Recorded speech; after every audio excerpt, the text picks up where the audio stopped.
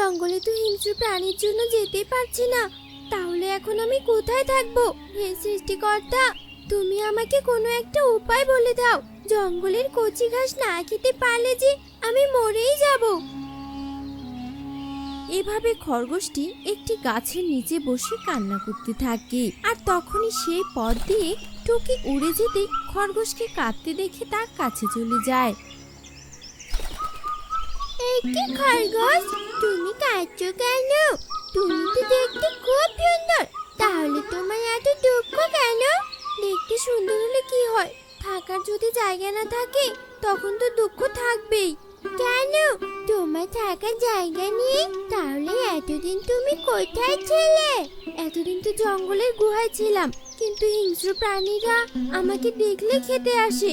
সেই ভয়ে আমি তোমাদের এখানে চলে এসেছি, কিন্তু এখানে তো কোনো গুহা দেখতে পাচ্ছি না। তাহলে আমি কোথায় থাকবো?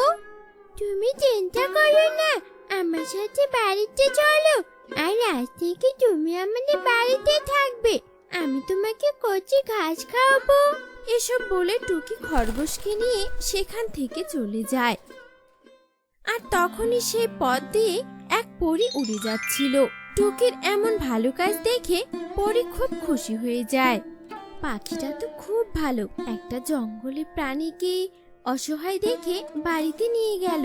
এমন ভালো পাখি দেখলে আমারও খুব ভালো লাগে। দেখি তো এই বনে আরো কত ভালো পাখি আছে। এসব বলে পরী পুরো বন ঘুরে ঘুরে দেখতে থাকে। মা, মা, দেখো আমি খরগোশকে নিয়ে এসেছি, আর এখন থেকে এই খরগোশ আমাদের বাড়িতেই থাকবে। কিন্তু মা, খরগোশ কি আমাদের বাড়িতে থাকতে পারবে? জঙ্গলের ওই হিংস্র প্রাণীর মধ্যে থাকার থেকে তোমাদের কাছে থাকাই খুব ভালো। মা, এখন আমাদের খেতে দাও, আমরা দুজন মজা করে খাবার খাবো। কিন্তু ঘরে যে কিছুই নেই মা, তোরা এখানে খেলা কর, আমি কিছু ফল খুঁজে নিয়ে আসি। আচ্ছা ঠিক আছে মা, যাও। এরপর টুনি ফলের খুঁজে বাড়ি থেকে বেরিয়ে পড়ে।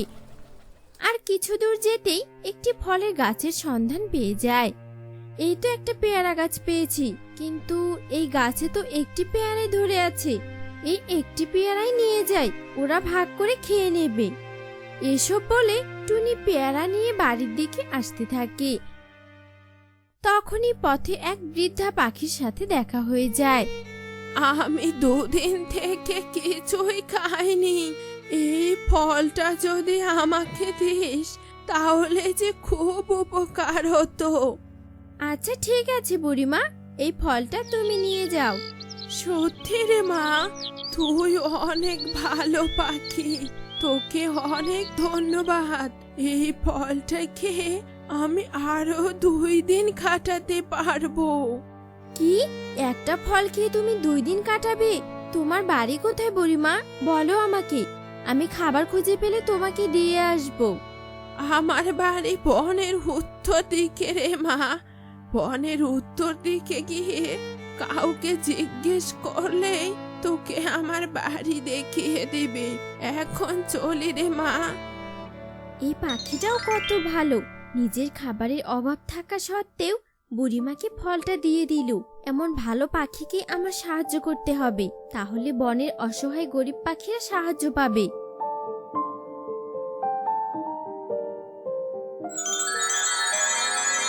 তোমার কাছে তো খাবার নেই, তবু তুমি ফলটা বুড়িমাকে দিলে কেন? আমার তো বয়স কম, আমি বনে উড়লেই কোনো না কোনো খাবারের সন্ধান পেয়ে যাব। কিন্তু বুড়িমার অনেক বয়স হয়েছে, বুড়িমা তো আর খাবার খুঁজে পাবে না, তাই তাকে ফলটা দিলাম। তারপরে তুমি এসব কিভাবে জানলে? আমি আড়াল থেকে সবটা দেখেছি, তাই তো তোমাকে সাহায্য করতে এসেছি। এই চুড়িটা তোমার কাছে রাখো, এটা কিন্তু কোনো সাধারণ চুড়ি নয়, এটা হলো জাদুর চুড়ি। এর কাছে তুমি যা চাইবে চুড়ি তোমাকে তাই দেবে। তাই নাকি পরি? তোমাকে অনেক ধন্যবাদ।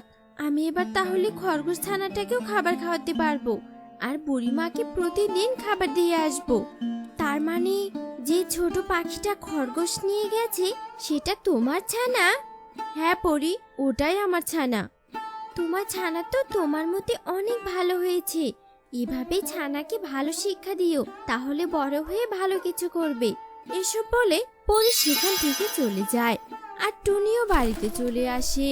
আর আড়াল থেকে কালু কাকলি সবটা শুনে ফেলে।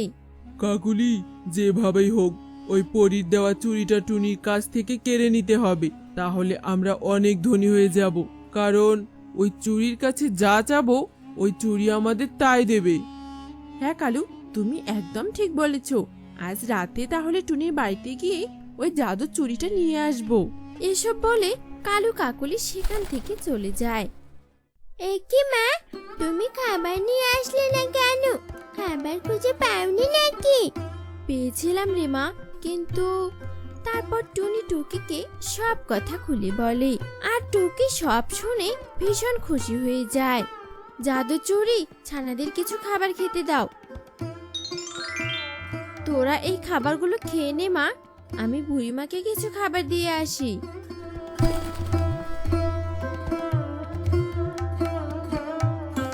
দিদি, এদিকে বুড়িমার বাড়ি কোথায়, তুমি কি বলতে পারো? হ্যাঁ পারি, ওই তো আর একটু সামনে গেলে বুড়িমার কুড়ে ঘর পেয়ে যাবে। আচ্ছা ঠিক আছে, তোমাকে অনেক ধন্যবাদ দিদি। বুড়িমা, বাইরে এসো, দেখো তোমার জন্য খাবার নিয়ে এসেছি। হে কে রে মা, তুই আবার খাবার কোথায় পেলি?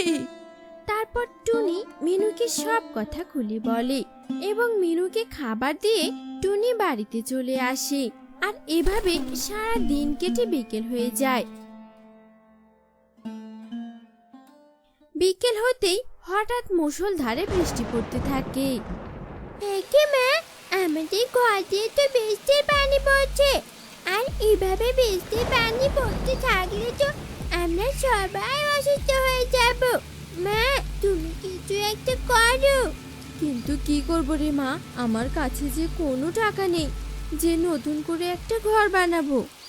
টুনি মাসি, এই চুরির কাছে নাকি যা চাওয়া যাবে এই চুরি নাকি তাই দেবে, তাহলে তুমি একটা ঘর চেয়ে নাও।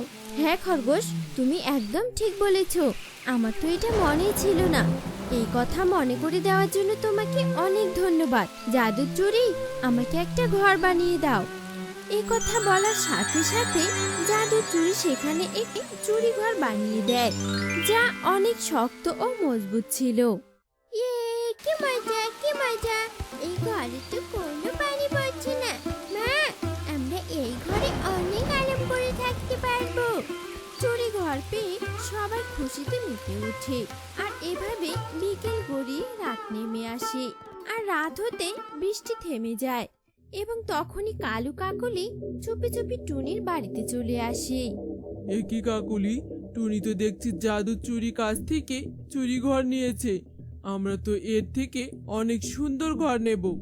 টুনি তো একতলা বাড়ি নিয়েছে, আমরা চুরির কাছ থেকে 2 তলা বাড়ি নেব। কালু, চলো তাড়াতাড়ি ঘরের ভিতরে যাই, টুনিরা তো ঘুমিয়ে পড়েছে। এই সময় চুরি করলে ওরা কিছুই বুঝতে পারবে না।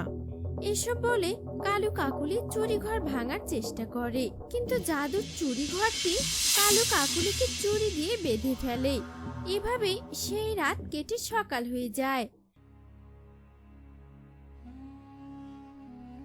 কি মা, তাড়াতাড়ি বাইরে এসে দেখো, কালু আঙ্কেলকে আর কাকুলি মাসিকে চুরি দিয়ে কে যেন বেঁধে রেখেছে। কি সত্যি তো? কালু দাদা, কাকুলি দিদি, তোমাদের এই অবস্থা কে করেছে?